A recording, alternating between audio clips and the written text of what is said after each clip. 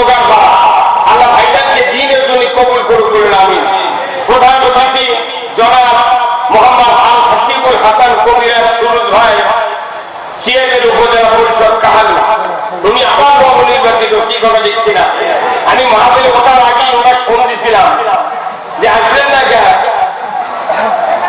লাভ করা।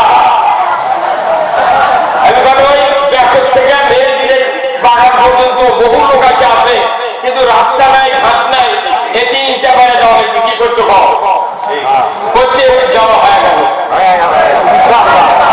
এখন এই ভূমি ভাই যদি সই যায় এই কাজগুলো, তাহলে কোনো রাস্তা হবে। আমাদেরকে রাস্তার পক্ষে হাত দিলে দেখা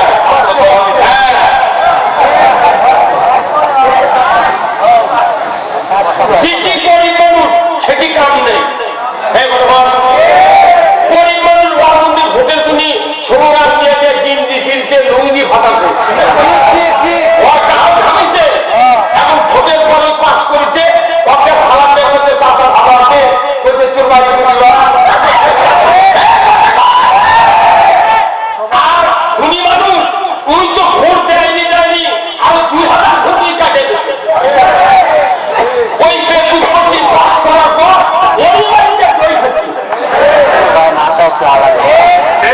এই বাংলাদেশে কিন্তু কোন ধনী যুবকের মামলা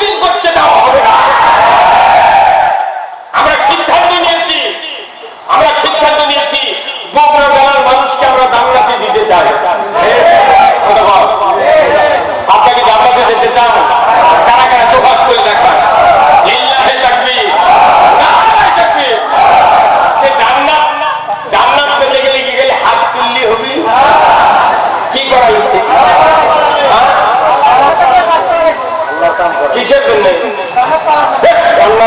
জান্নাতের জন্য কাজ করা হবে না, কাজ করা লাগবে আল্লাহর দাসত্ব করার জন্য। আপনি আল্লাহর গোলামি করবেন, জান্নাত পাশাপাশি ছোপা দিন। ওই জান্নাতের আল্লাহর কাম করে না, জান্নাতের জবাব দিচ্ছে আপনিও জান্নাত করেন। কাজ যদি জানি ওঠে আল্লাহ কি করা লাগে, আল্লাহ তোমার মুখ দিয়ে কাজ যদি জানি উঠতে লাগে আল্লাহ দরখাস্ত দেওয়া লাগে, আল্লাহ মুখ দিয়ে জানি উঠলে এমনি মুখ আপনি দাসত্ব করলে জান্নাত এমনি আসে। আপনি দাসত্ব বাদ দিয়ে জান্নাত পাবেন আমার কোন পিঠাবে আমি এখনো করিনি। আমাকে বাংলাদেশের বক্তাগুলো হচ্ছে কি, বিশেষ করে বগুড়ার বক্তারা ব্যতিক্রম। কিছু কিছু দক্ষিণবঙ্গের বক্তা আমাকে দেখা যাচ্ছে নিচে উঠে হাজিরা গান পায়। আমি ওদের বলেছি ক্ষমতা প্রবেশ করা ঢুকবো না, তোরা পারলে কোরআন বুঝাবো, ইসলাম বুঝাবো, তুই একটা গানের তুলে হাজিরার মতো ভালো লোকের পৃথিবীর নেই। যে লোকটা ভোটটা মানে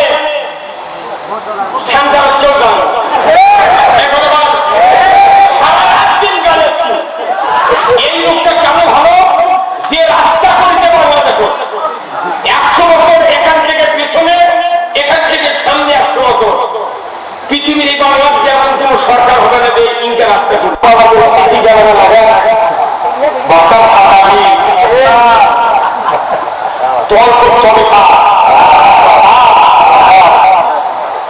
আমার কাছে কত দল আছে, ইমামরা যদি সঠিক কথা বলতো মসজিদে, এই মুসলমানরা এই ইমানদারের কথা হতো না। আজকে কারা কারা মসজিদে নামাজ পড়তে হাত ধরতে খুঁজতে ঘুরতে আজকে মসজিদে খুঁজতে পড়তে জানে একটা গুরুত্বপূর্ণ হাদিস প্রতিদিন খালি খুঁজতে শুক্রবারে পড়ে। আল্লাহ রসুল বলছেন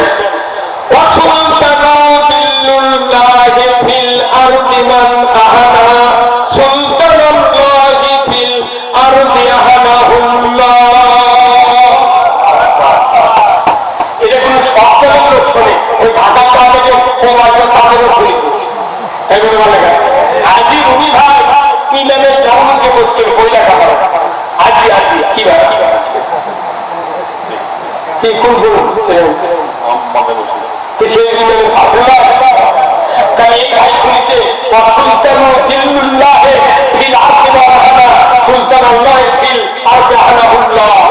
এখানে রসুলের হাদিস এত গুরুত্বপূর্ণ। আশরাফ আলী থানভী এই হাদিসটা সাজি খুঁজতে ব্যাখ্যা করে দিয়েছেন। কারণ কি, উনি রসুল বলছেন ন্যায় পরায়ণ শাসক আল্লাহ সদৃশ্য, যারা ন্যায় পরায়ণ শাসক কায়েমের বিরোধিতা করবে তারা যেন স্বয়ং আল্লাহ বিরোধিতা করবে। আল্লাহ বিরুদ্ধে করার কি হক কি কি ওই যদি নদীর মুখের তাওয়ার কথা করলো। এই হাদিসটা কোন হাদিসটা, এটা কোন প্রত্যেকটা স্বামী মাতাকে খুঁজলে খুঁজতে পারে। তাহলে হাদিসটা কি করে মানে বলতে দেয় এবারে কি গুরুত্বপূর্ণ কথা। ন্যায় করেন থাকো আল্লাহ সদৃশ্য, যারা ন্যায় করেন থাকো কাউমের বিরোধিতা করবে তারা আল্লাহ বিরোধিতা করবে। গায়ে কখন শুনলেও যে হাদিস করলাম আল্লাহ খুব ভাগ্যের বিরোধিতা হয় না কি ভাই মনো যদি শুনে গায়ে তুমি তাকে আমাদের হবে তুই করবি। যে ব্যক্তি রাজনীতি করে জান্নাতে যেতে হবে, রাজনীতি করে জাহান্নামে যেতে হবে। কোরআন শরীফগুলো পড়ে দেখেন আমার রাসূল বলছেন ও দুনিয়ার মানুষেরা আল্লাহ আমাকে দায়িত্ব দিয়েছেন তাম পৃথিবীর জমিনে আল্লাহ আইন বিজয় করার জন্য। আল্লাহু আকবার। রাসূল বসে থাকেননি কিন্তু আমরা কার গোলাম? গোলাম মানে আমাদের এই দুনিয়ার মাঝি দুনিয়ার কি দুনিয়া কি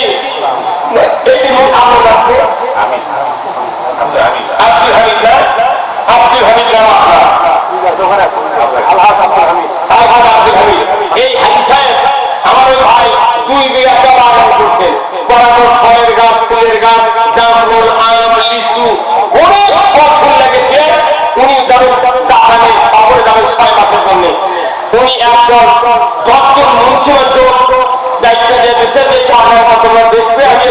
করে ঘুরে আসি। উনি চলে গেছে, উনি 6 মাস পর আশেপাশে ঘাস জন্মে, আগাছা জন্মে, ফলের গাছ ফুলের গাছ থেকে ডুবে গেছে। আচ্ছা ইনি কার উপর রাজ করবেন?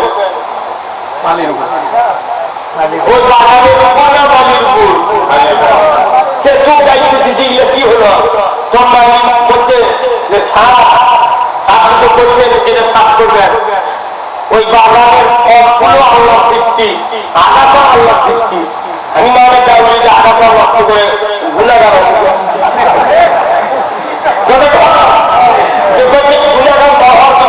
কিছু হাত দিইনি, কর্মজীবী হোক কর্মজীবী হোক। আল্লাহ বলছে তোমরা আমার এই পৃথিবী একটা বাগান, ওখানে একটা নির্যানির জন্য তোমাকে বানাচ্ছি।